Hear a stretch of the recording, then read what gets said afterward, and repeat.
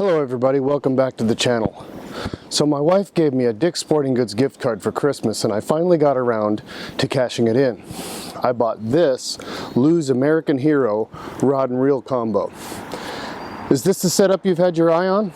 Well, stick around and I'll tell you everything I can about it. I'm Mac, you're watching Picnic Point Kayak Fishing. Let's check it out.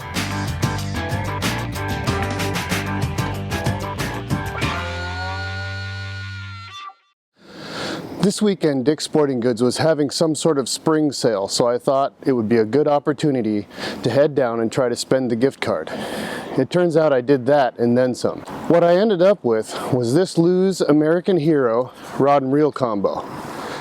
It had a sale price of $67.99 plus tax that was marked down from $99.99. Here's how the Lew's website describes the combo. The combo features a 5-ball bearing American Hero Baitcast reel with a one-piece lightweight graphite frame and side plates. The reel weighs 7.2 ounces. The combo rod features a one-piece premium IM6 graphite blank for extreme sensitivity to detect even the lightest of bites.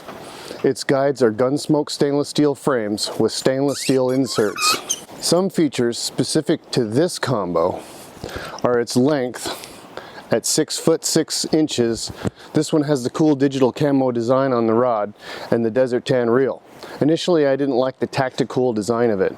I bought it based on brand and price, but it has grown on me. It's different from my other rods, which are a nice change from my norm. Bass rods are a bit flashier than your standard saltwater rods, at least the ones I have. This reel is lightweight and solid, boasting a 7.1 to 1 gear ratio, which translates to pulling in 31 inches of line per turn of the bowed twin-handled knob.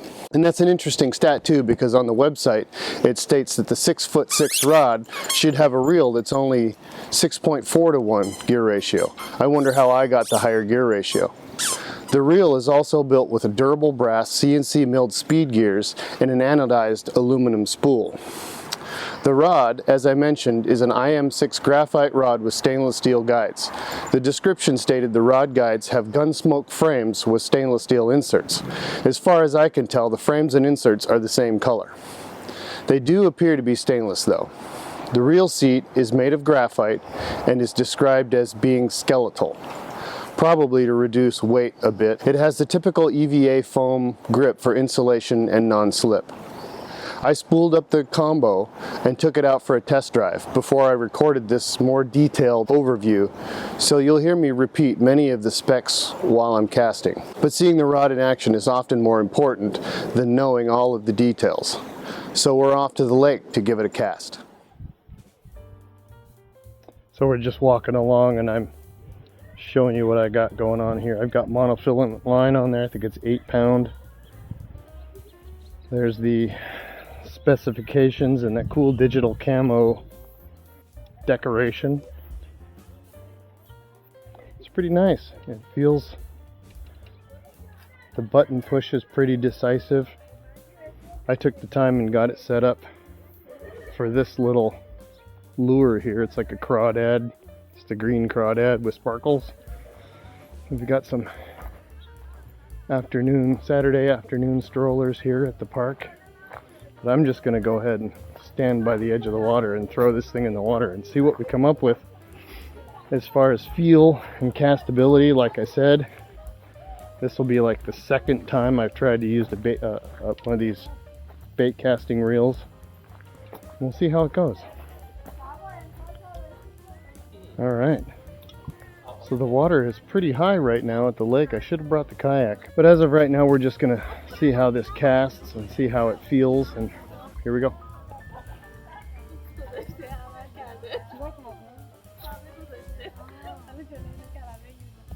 Just a little bit of a bird nest starting there. That's probably my fault as far as being able to cast this thing properly. So here's some of the images where it says 7.1 to 1 gear ratio, 5-ball bearing system. And I saw somewhere on here it said 28 or 31 inches per, I don't know, maybe that was a different rod I was looking at. I didn't cast very far out. So we'll see how this does. So far my semi-weedless Texas rig has not snagged on anything. That's a bonus. I'm not much of a bass fisherman.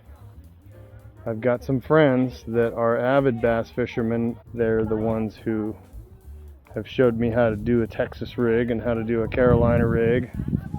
And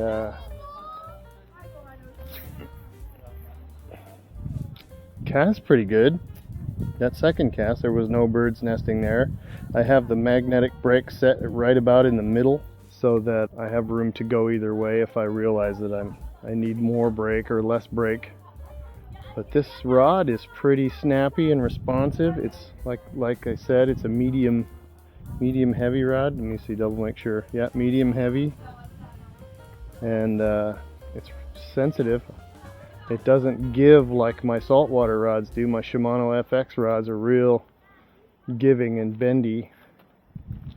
And that isn't necessarily a bad thing, but when you have light biters, it's good to have a sensitive rod.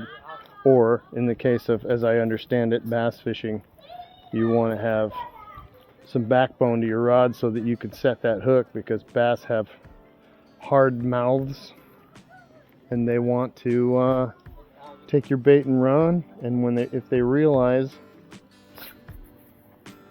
that they're on a hook, they'll spit it before you can set it. So you've got to set it with conviction, as I understand it. But this reel is pretty easy to cast. I'm pretty impressed with it. I have a couple of other bait casting reels, one of which is quite old, from like the late 80s or maybe early 90s. It's a Shimano something reel, and it's an early one. And it's quite difficult to cast. And I have an Abu Garcia that I have not been able to cast much because I'm just not that good at it. And I feel like the braided line makes casting a little more difficult as well. So I seem to be getting into seaweed over there. Let's cast in a different direction. So it does retrieve line very quickly. It says speed spool right on it, right there. The split handle is nice because you grab it where you want. The drag is typical star drag, and it does not click, which is kind of a first world problem to be complaining about, not having clicking drag. It works fine, but the clicking drag, you know, gives you the opportunity to know how much drag you're adding or subtracting without having to look down at the reel.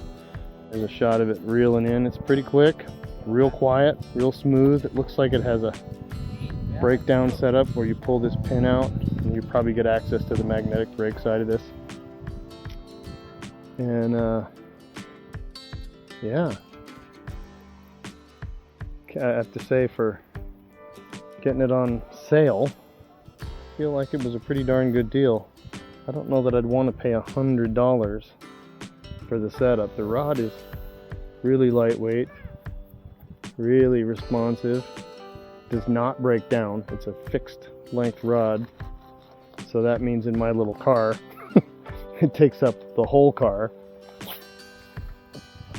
Yeah, this casts quite nicely, real smoothly. The level wind contraption runs smoothly. Not a bad deal. Lew's makes a good reel, a good rod, but as some of the other YouTube fishermen that I watch will attest, you don't need a really expensive setup to, don't do that. You don't need a really expensive setup to get out and fish. So, according to what my buddy Steve says, you cast out and you let your bait drop so that it gets to the bottom, and then slowly retrieve it. And when you're fishing from the shore for bass, you cast to the middle, and when you're fishing from a boat for bass, you cast to the shore, which is interesting because I guess they dwell near the shore during their mating time. Here's our friends the ducks, hanging out over here looking for a place to make a nest or something. I have to say, for being someone who doesn't know much about casting a flat wound rod, this is pretty easy to cast. It's considerably easier than that Shimano reel I have, which I've practiced with, and easier still than the Abu Garcia, which is a much newer setup. So I actually have the Abu in the car. I may do a review on that one. It's an Abu Max or something. It's an older version of it. I think they have 2 or 3 new versions of that same setup, like Max Black and whatnot. The Abu is nice, and so now I have 2 of these set up, so I can have 2 different setups for bass fishing when I go with my friends that bass fish. And yeah, this one casts really well, I gotta say. It's pretty nice. Really quiet. I mean, I don't think you can, I don't know if you can hear, I've got a couple of loose lines, right? Loose turns of the spool there. I don't know if you can see that. There they are right there. It's probably my fault, being sloppy with my thumbing.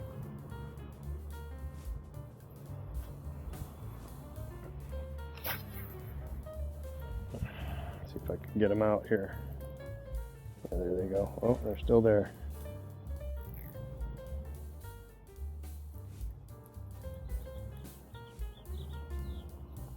There we go. There we go. Yeah, I don't know what else there is to know about this rod. Let me fiddle around with the buttons and knobs. Yeah, that thing brings that lure back quick.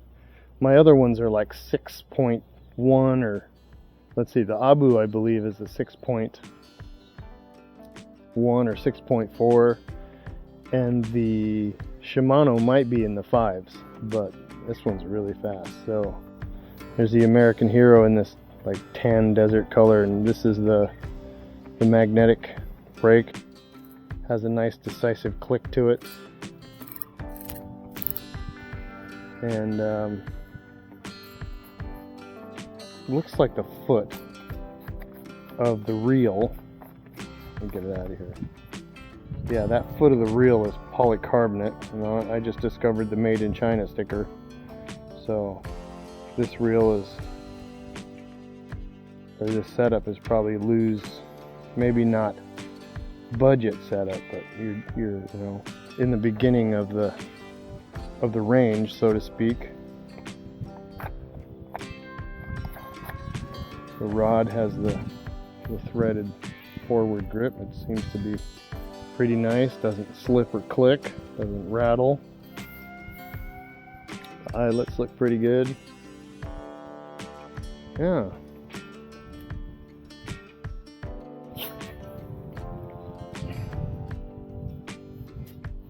I was playing with an Abu at Dick's, Abu Garcia reel at Dick's that was left hand.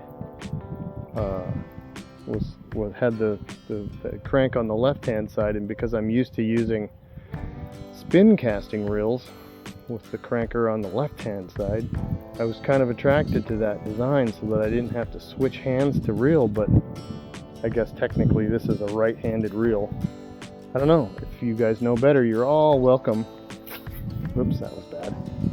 To put a comment in the comment section about how you're supposed to handle a reel like this. Is it right-handed on the right-hand side, or is it right-handed on the left-hand side? Because I feel like switching your hand to go from casting to reeling. Whoops, that was a bad cast. Switching your hand to go from casting to reeling is not necessarily the right way to do it. I don't know. Again, I am not a bass fisherman. So let me know in the comments. That, yeah, definitely overhand casting I need to work on.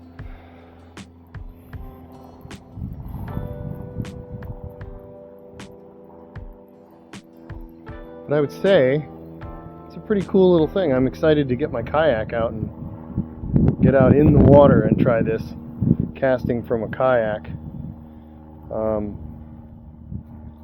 Yeah. It'd be something definitely to learn about.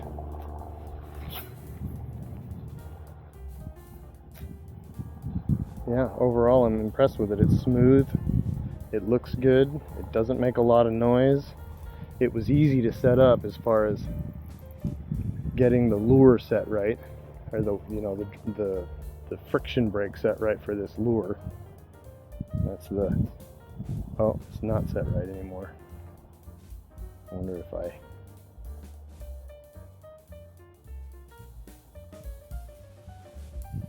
that's how you're supposed to set that.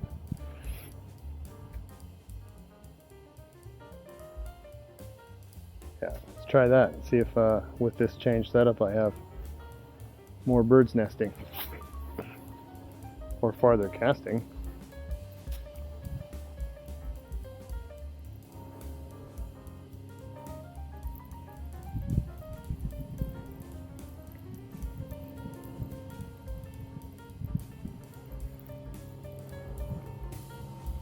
Yeah, I think overall I'm happy with this purchase, especially not being able to justify buying expensive gear for not being familiar with this fishing technique. But that's, you know, what, 20-25 casts maybe, I don't even know. And I haven't really had any trouble with birds nesting. Looks pretty good.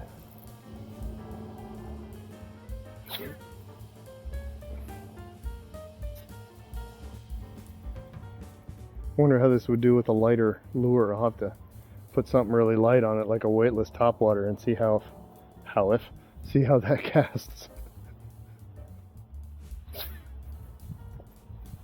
Oh, there's a little bit of a bird's nest. Didn't get my thumb on it quick enough. There we go. It's not bad though. Managed to keep it from getting out of control.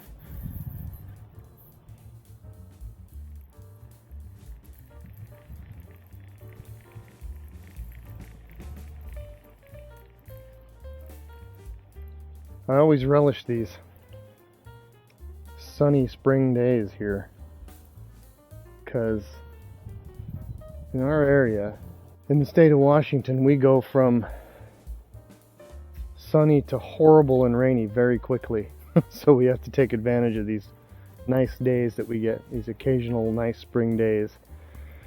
And slowly they start to become more frequent until summertime, and then we have summer.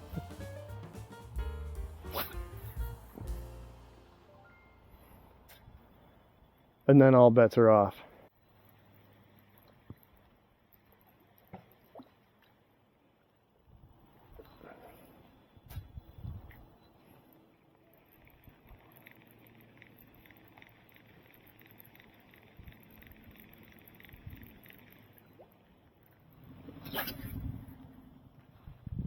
There's definitely a trick that I'm not getting to this casting. Getting more distance out of the Baitcaster casts. I think it might kind of be like the golf situation where you lag your cast and then whip at the end. If any of you are golfers and know what I mean by that. Whoa! That was cool. I just totally snapped my line. That was a neat noise.